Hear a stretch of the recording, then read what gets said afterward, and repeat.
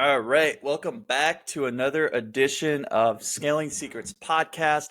I am your host, Alex Mahaz, and today we have a true mixology professional joining us.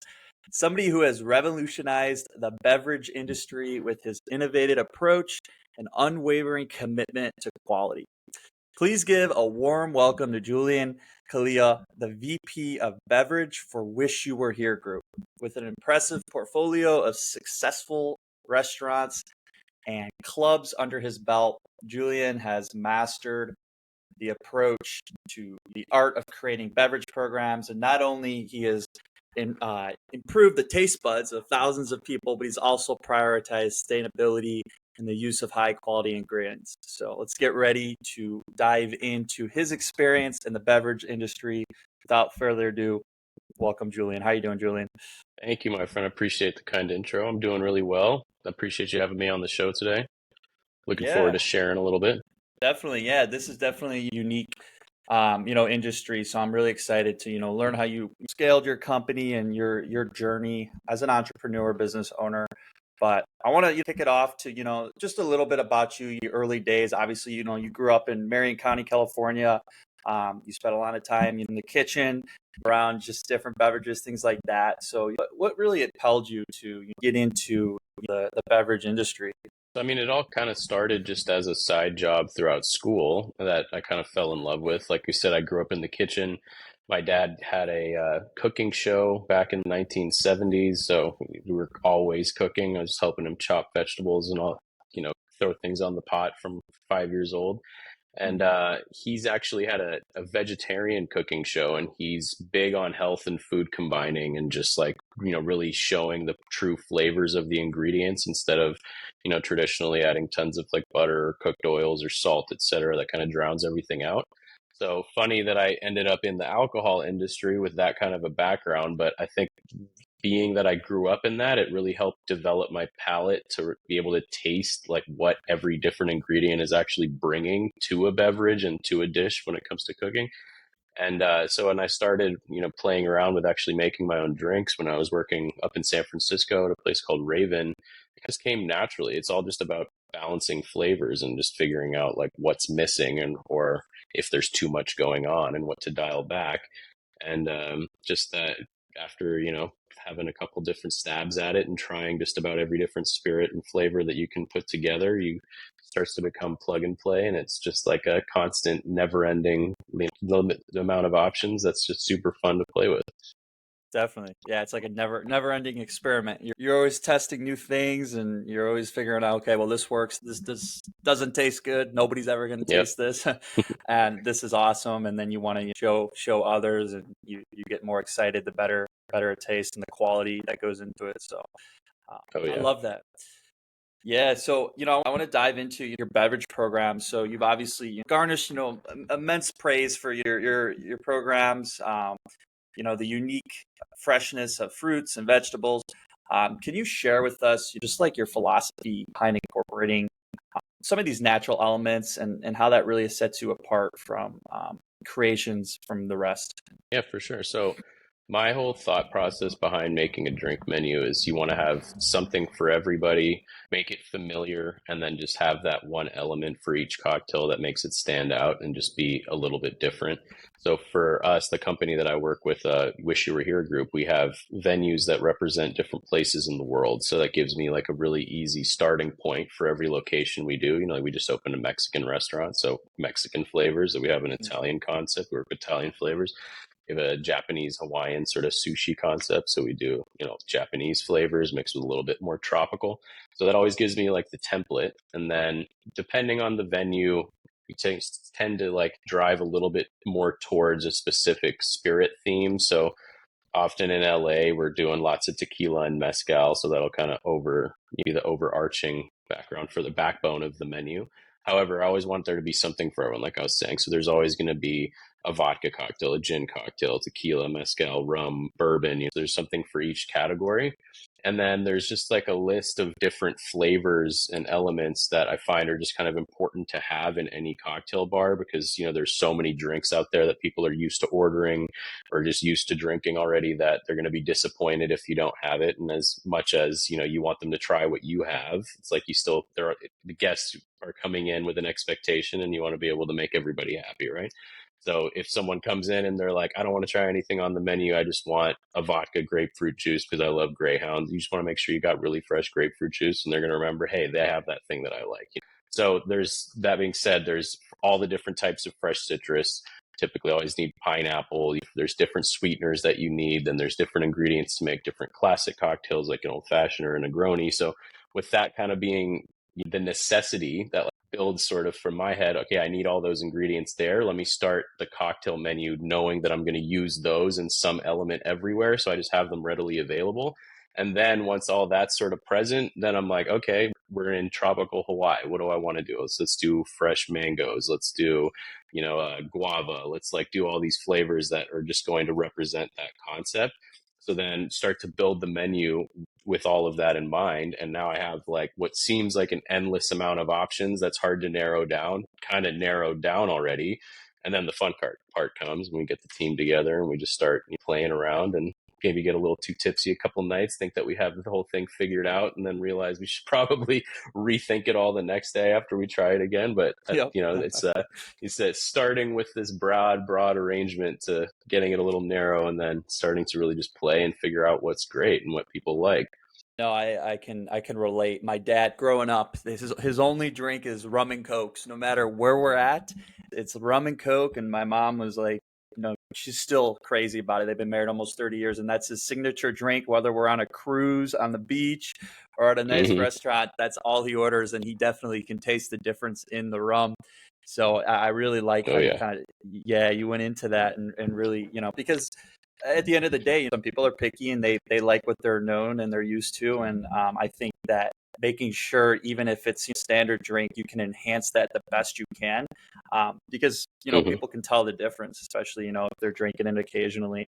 So the quality is super important. But yeah, no, kind of going off of that, like sustainability, obviously, touching on that, it's a key aspect to, just your approach with mixology. Can you enlighten your audience on just some of the innovative techniques that you employ to really cross-utilize ingredients, really extend the shelf life, the flavor? Yeah, definitely. So going off of what I just said of like, hey, I know I kind of need to have all these things available, then I want them to be present on the menu. So I don't just have fresh pressed grapefruit juice just for that one person that might come in that day that wants a vodka and grapefruit juice. There's going to be a cocktail on the menu that utilizes the fresh grapefruit juice. Same thing with pineapple, same thing with like any other fresh pressed ingredient, so that it's there and it's going to get used no matter what. Then with more delicate flavors, for example, the mango or watermelon, like watermelon juice is absolutely delicious, but after it's sat out for like 3 or 4 hours, it's instantly disgusting. Like the shelf life is it's so hard to deal with, right? So for watermelon, we'll juice it fresh. We'll strain out all of the pulp, basically go through a cheesecloth so that all the fiber is removed. And that already increases the shelf life. And then we'll turn it into a syrup by adding sugar. So now that ingredient that lasts 3 or 4 hours now lasts a week and a half if it's refrigerated nightly. That's one method. Then we'll use the fruit purees, like for example, guava or mango. Those ingredients, we're not going to be sitting there like peeling out the seeds and peeling those and then like making them fresh. That's just too much effort that goes into that for the amount of volume that we do. So we'll get fresh purees. Same thing, we'll add different amounts of sugar, water to kind of balance flavor and make it like a nice utilizable ingredient that now has a much longer shelf life. Then for ingredients like, obviously everyone wants to have lime wedges and lemon wedges available on the bar top. And then we use wheels for different garnishes. So those also need to be fresh every single day. And part of that is every day we count everything that we have in house. Our prep team writes down everything that we're making. And it's a pretty simple math formula of like, hey, we have this. We made this is what's left over the next day. So then we start to figure out on average what we use for Mondays on a given day of the week, or what we use for the weekend on a given summertime, and then we can start to see trends over slower periods and busier periods. That's a little bit the nitty gritty piece of it. But then there's always going to end up being some waste anyways. So I try to figure out ways to use everything that would get wasted.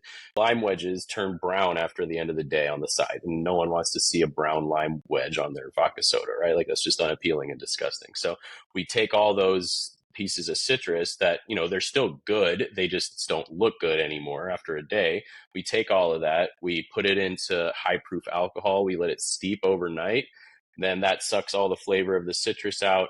We then use that, basically it's flavored vodka or flavored grain alcohol, and then we use that, add sugar or add different sweeteners, and then turn that and make into like our own house-made limoncello or like citrus cello, and then that gets put into a slushy cocktail that then goes into a big batch, and then it's like that bunch of citrus that was going to get thrown into the garbage just got a whole new life and a different ingredient.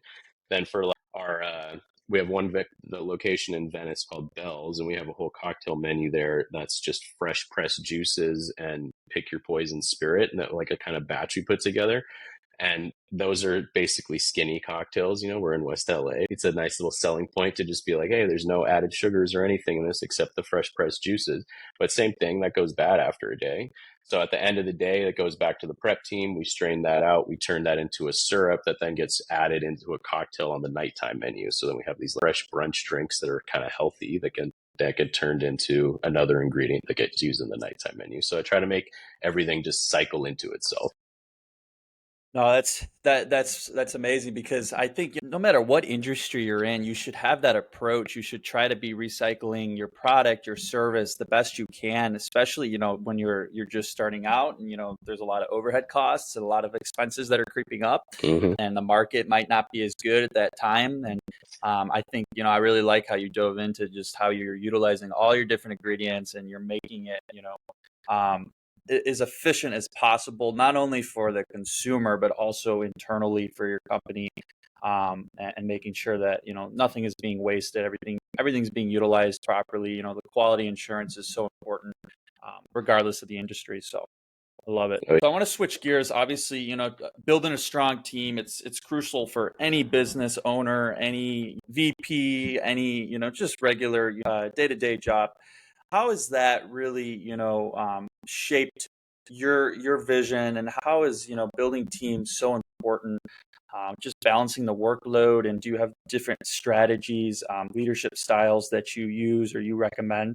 Oh yeah, I mean, that's like the key to, like you said, any business is a strong team, but especially in hospitality, we're just dealing with people constantly. And if the people aren't that are working at the specific location aren't happy to be there, that immediately spills into the guest experience. And then no matter what, if the product you're serving is amazing, that's just going to leave a sour taste in their mouth. They're not going to want to go back there. And that's honestly the most difficult thing about hospitality is we might have everything perfect, but the host is having a bad day and didn't smile at you when you walk in, and now your whole experience is soured, and you have that as your memory instead of how great the food and the drink was and how your server was awesome and the music was great and everything else, right?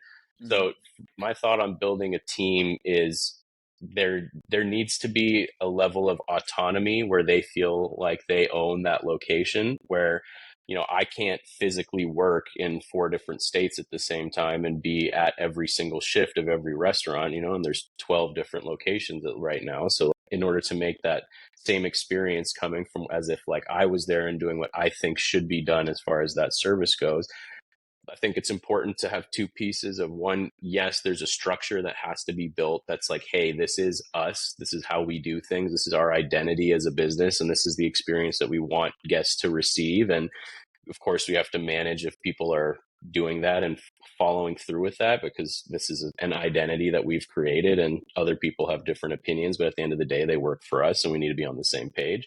But also to make them feel like they have some sort of autonomy in creating that. So like I create the blueprint. I tell you, like, this is our training materials. This is how we want everyone to execute. Like, this is how we're going to how I make sure that prep gets handled and we have all those fresh ingredients and we're not running out, but we're not wasting. And we always have every spirit or every wine and every beer available on the back bar. But then the other piece of that is, now let me hear your thoughts on that. And sometimes people are just like super overwhelmed by, this is an opening of a venue and I haven't done this yet, or I'm kind of, you guys are a different level of a company that I haven't worked for before, and they're a sponge and they want all of it. And then amazing, I have the information there.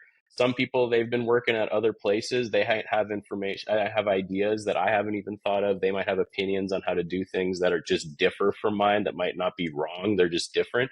So making them feel like they can bring that to the table and know that they have someone that's open-minded to talk to about it when it comes to differences in opinions and ideas to operate, and being able to make it so that we can get the best out of both worlds is, I think, the most important thing. Because if people don't feel ownership behind what they're doing, it's uninspiring and they're just going through the motions. When they feel like I can create this and I can make this better, that's when it thrives. And at the end of the day, the guys that are there day after day at the location, they're the ones that know what the guests at that specific location really want. They know what sort of experience they want. They know what sort of drinks they want, what kind of food they want.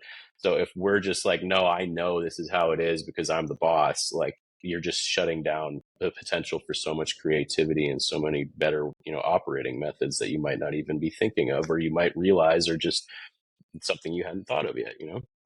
Exactly. Yep. And it's like that open door mentality, allowing your team to really express your opinions, and everybody's got their own strengths and weaknesses regardless of what team you're on.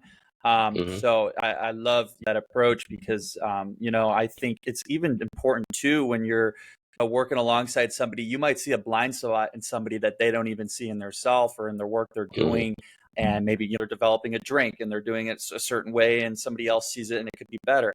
So I think always looking over somebody else's shoulder too, and bringing out the best in others, and having that complete opposite approach of micromanagement. We hear this a lot, Hmm. in corporate America, and how a lot of corporations are still run, like those VPs, those directors, they have that more micromanaged Yeah. policy, checking in every day. And I think it's really draining on a lot of employees. So You got to allow people to make mistakes. At the end of the day, mhm, like, as long as you're paying attention and you're not going to let it go so far that that mistake affects the business, allowing people to like learn from their own issues that come up, and then have a bounce backward of someone that they can come to help, and know that there's always going to be help, is, yeah, I think, just the most important thing.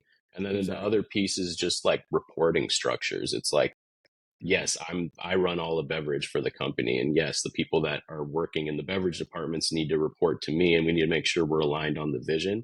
But that's just on the beverage side of things. In reality, the beverage is one component of the restaurant. So like, the people that operate each venue also have to have some sort of, I am the boss of the people running beverage for this location, so that the people that run beverage at Bell's or run beverage at our location Elefante, they don't just report to me, but they report to our operating director and our general manager for each location as well. So that, because the general manager knows what they need from the beverage department, where like, I know what a beverage department needs to do to function properly. And because I work on a bigger level with the company, of course, I have a bit of a bigger scope of thought about that. But my beverage director in one location and my bar manager might not be thinking about the rest of the business. So if they're coming to me to make sure that the beverage department is operating the way that it needs to operate, and then they go to the general manager to know what the location needs from the beverage department, then we can all thrive together. And it makes it so there's no animosity amongst different areas of just one business, because we're all part of that one business. So, Exactly. Yep. Everybody's on the same page. There's no surprises, and it's not like, oh, well, I had no idea that this was in place. This process was never done mhm, before. It's like, oh, we've always done it this way. It's like that's all eliminated by that mhm, approach. So yeah. I love that. In terms of scalability, how are you, ensuring, wish you were here group is, growing, scaling, and what are some steps that you guys have taken to really ensure the business can grow continuously, and how are you guys expanding? Yeah, well, I mean, like I was kind of saying before, it's about having a blueprint at the end of the day. Like, no matter what, restaurants are always going to be different. Each location is going to have its nuances, but the way that we want it to function needs to be very clear from the top down, and we need to all be on the same page about that. And then we need to have that laid out in a way that anyone that works for us can find that information, and that there is no contradicting message coming from anywhere. So Mm, that's been a very big focus of ours, over the past few years as we've been rapidly expanding, is making sure that each department has set standards in place, has set expectations in place, and then has a very clear set of instructions and a map of how to attain those standards so that anyone coming into the company has that information available. And then from there, it's making sure that the line level management of each location has those tools to be successful, and then, like we were talking about before, feel some sort of ownership over that business, because at the end of the day, they're the ones that deal with every single person walking in and out of that venue. And yeah. we might have the blueprint, but what I know works in California for a beverage department might not work in Arizona, or might not be the same thing that they want in Dallas. So big part of that is, anytime we enter a new market, tons of research and development. We go to every location that we know is doing well in that area. We see what the trends are on menus already in the areas. We talk to the neighborhood. There's also like data you can use. There's a company called Nielsen that pulls like all beverage sales and trends from like across the country and also globally, that can just provide reports on like what's popular. And there's certain flavors and things that I've put on a menu in LA that are just top sellers instantly. And then I try that in Vegas without doing any sort of research, and it's just doesn't work at all. So it's like, I don't know what everybody wants everywhere. You learn Yeah. from just experiencing the people. And yes, of course, some of that is great info just looking at the data. Other the parts of that are just, let's feel out the environment. There's also those data trends are coming from, Chili's and big chains, which might not be our same clientele, right? Yeah, So like it we might go not. to the Yeah. venues, yeah, so we go to the venues where there's probably going, where the people are the clientele that we're going to be expecting at our location, and then we see what they want, what they like, what are they telling us? Because at the end of the day, we're not there as much as we are wanting to make food and drink that we like. We're serving people at a venue, and it's about what they like. It's about what they're going to want to come back for, which I think is actually a big miss from a lot of restaurant groups that are kind of expanding to other states. Is they just get super stuck on what they know works in New York or what they know works in San Hmm. Francisco, and does the complete opposite of what people might want in another area. And we've definitely had learning curves there. Like going into Vegas the first time, like we had to completely change our thought process on how the menus needed to be put together and how we needed to do our marketing, and like what kind of offerings we wanted to have. Like we've always been a don't do happy hour location because we felt like it diluted the brand. But in Hmm. Vegas, you need to do a happy hour at certain locations that you're at, Yeah. because that's just, it's everywhere and it's the expectation. So figure out a way to make a fun happy hour that sets yourself apart a little bit and offers something that people aren't getting anywhere else, but offer a happy hour, and that's just all these like little pieces that you just got to learn. So a lot of it, I guess, to narrow down the answer is, learning about the environments you're going into, making sure you do your due diligence, getting as much data beforehand as possible, and then bringing people into the team that know that area so that you have an extra set of information and resources of people that already are dialed into that city, that can then take what you have and what your expectations are and make it their own in another location in a new place. Yeah, exactly. Have the right people in the right spot on the ground and trying to gather as much intel. I like how you touched on the data part about it too, because I think so many people forget, especially in your industry, that plays a big part, having the right analytics, doing enough market research, making sure you're in the right market, understanding, your competitor analysis. And even like what you said in Vegas, everybody's doing a happy hour. It's just kind of a given, especially with the Mhm. Super Bowl coming up. So it'd be crazy if there wasn't. So that's something you have to make sure you're adapting to, and or you'll get left behind in any industry. So, but I want to look back to like last year, 2023. What were some significant milestones that you personally, as the VP, or your company and different restaurants, experienced big milestones they hit, and what were some of those blockers that were holding you up earlier in the year, if any? Yeah, for sure. It was a big year for us, actually. We opened three new locations last year, two of them in Las Vegas, one of them in New York. And then I'm based in Venice, but I was, I played my role in each one of those openings and spent about 5 months on the road, kind of living in hotels, just getting these places up and running and building the teams for each one of them. So, which was a lot of work, but extremely rewarding at the end to just see all of them now open and operating, and kind of all the systems that were put together and all the ideas that were discussed for all this time to just kind of now be a reality.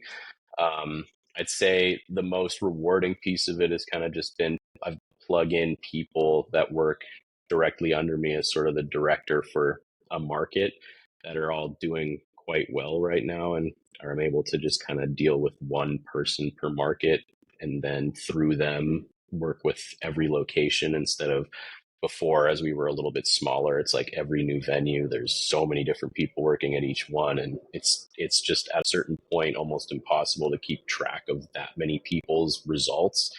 So to have that structure now be put in place and be able to actually like have those expectations met, because I have someone that I can like really work through to deal with every individual location per market, has been huge for me.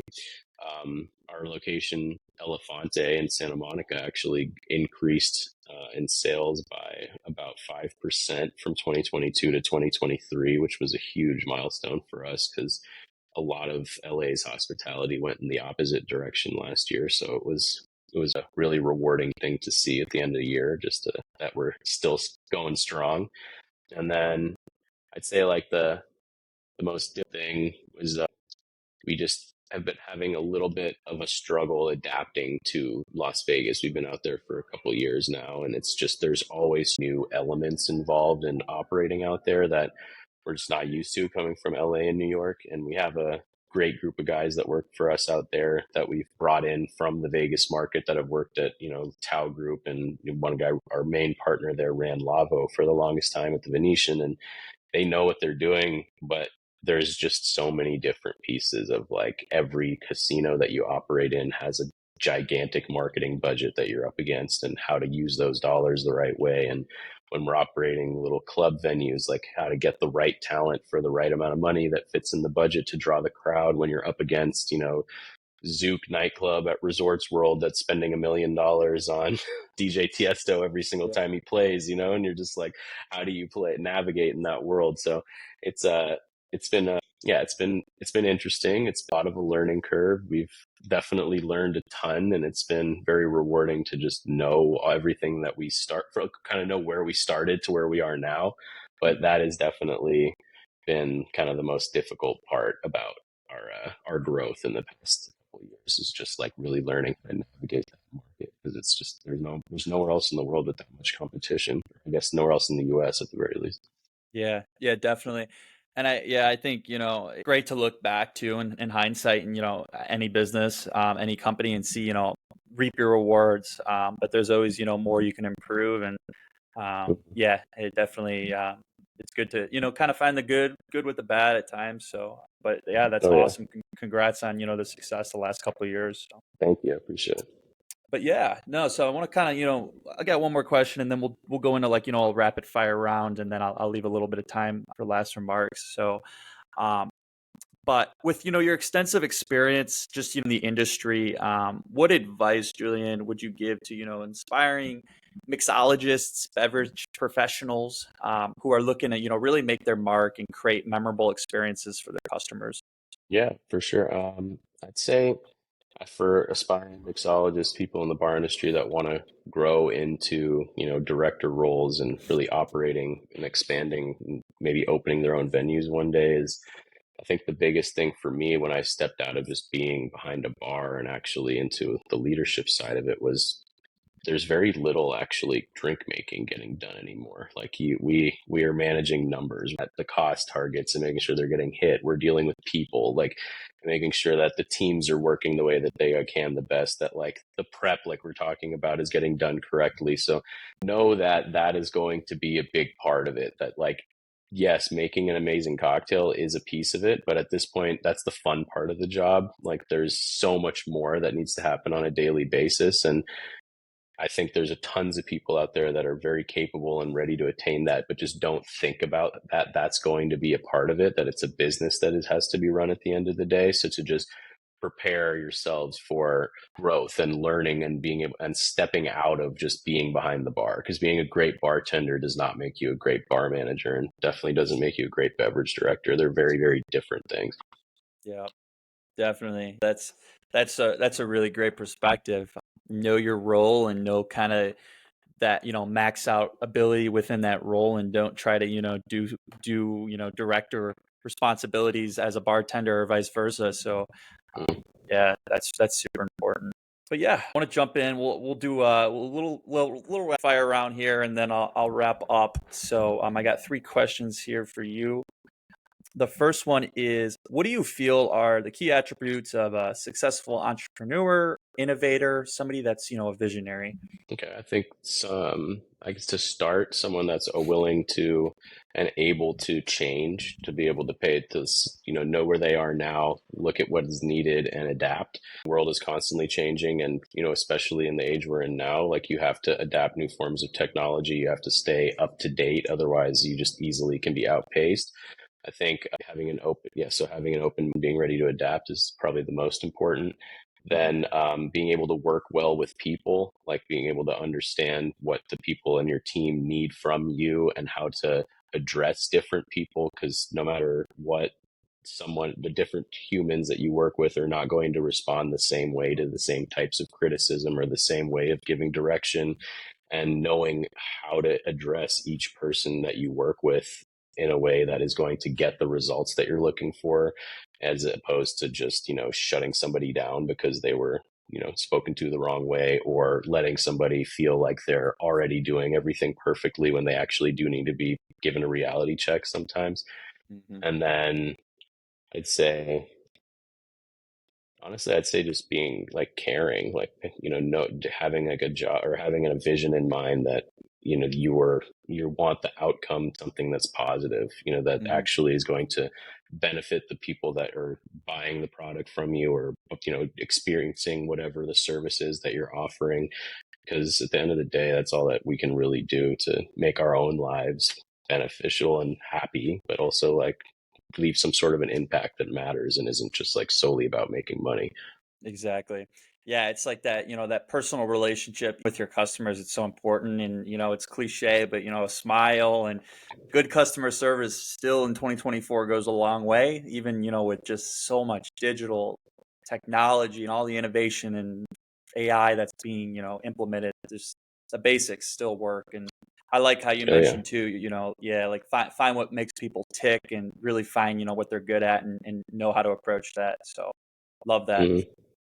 What's something you think's in business but doesn't matter that much? In the rest of life, I mean, honestly, data analysis. Like, at the end of the day, like, we look and pore over every single thing that we buy and what we're putting into different things on the menu, and like what's selling and what's not selling. And it's so important for us to run this business. But at the end of the Mhm. day, like, who really cares how many cheeseburgers we sold, right? Exactly. Don't get caught up on the numbers. 100%. Yeah. Last question. What are the top three tips just about business, the beverage industry, or just, in life that, you want our audience and your audience to walk away with today? Sure. I'd say number one, kind of like touching on what we just talked about, is just be caring and take care of people and learn what makes people tick. Like, what is going to be the piece of advice you give that makes somebody do their best and flourish, versus, and then what is the types of criticism that certain people are going to have to give to make them do their best and flourish. Because at the end of the day, it's about making somebody earn their full, or I guess experience their fullest potential, but also to make the business operate at its fullest potential. Mhm. um, for the mixology world and beverage world, to just remember that it's alcohol at the end of the day, and not get caught up in that piece of it, because it's pretty easy to do that. And there's a lot of great bartenders with a lot of talent that I've seen that just get too caught up in the day by day drinking, and then, aren't really able to pull themselves out of that. And it just, they cap in what their capacity is and what their ability is. And then on a sort of business beverage side, to remember to like utilize the brands that are out there that are They're like every different spirit company like wants to be on your menu and has tons of resources available. Like these are gigantic businesses that are able to pull Nielsen data reports for you and give you whatever information you need, or kind of help you with putting together cost effective measures that you might not have thought of because you just don't operate in that way yet. Like they're totally happy to help with that. They're also happy to help with, marketing, and just there's so many different things that these companies are totally willing to do for on-premise restaurants and just accounts in general that we just don't really think about. And at the end of the day, they need to make sales, and it's a business relationship, so take advantage of that. And Definitely. then yeah, I mean, those are the big ones. Yeah, no, my big takeaway out of that, is really just collaborate with others in your industry, and regardless if Mm-hmm. they're ahead of you or behind you, even your competitors too. Try to make friends with your competitors. Oh It's yeah. maybe controversial, but if you can, collaborate and learn from others that are doing things that you are wanting to do or currently doing, it's just going to help your business grow quicker. So I love Yeah, those. I love those definitely. points. Awesome. Well, where can we find you, Julien? Well, I am currently in California. Come see me at Bell's Beach House or at Elefante. I'll be in Vegas a little bit this year. We're opening a new location, another Elefante. It'll be the second one, which is exciting, in Scottsdale, Arizona, in the end of August this year. So out there, and then we might actually be coming to you in Florida pretty soon as well. And then next year, we got Dallas opening up as well. So I'll be all over the place. And then yeah, I mean, find me on Instagram. My handle's J Calella, JCALELLA, first J and then my last name. I'm always happy to chat. Awesome. Awesome. Yeah, we'll throw that in our description box, and then we'll also, put your restaurants, and then any involving updates as well when this drops. We'll make sure to update both of our audiences. So, Amazing. but yeah, well, it was an honor to get to know you, Julien, learn about, Wish You Were Here group and all your success you've had, and really your journey, scaling your career and where you are at today. So it was a pleasure to get to know you. Thank you, Alex. Pleasure chatting with you, my friend. Thanks for having me. Yeah, likewise, likewise. Awesome. Well, that is edition of Scaling Secrets. Until next time, guys, take care. Bye, y'all. Bye.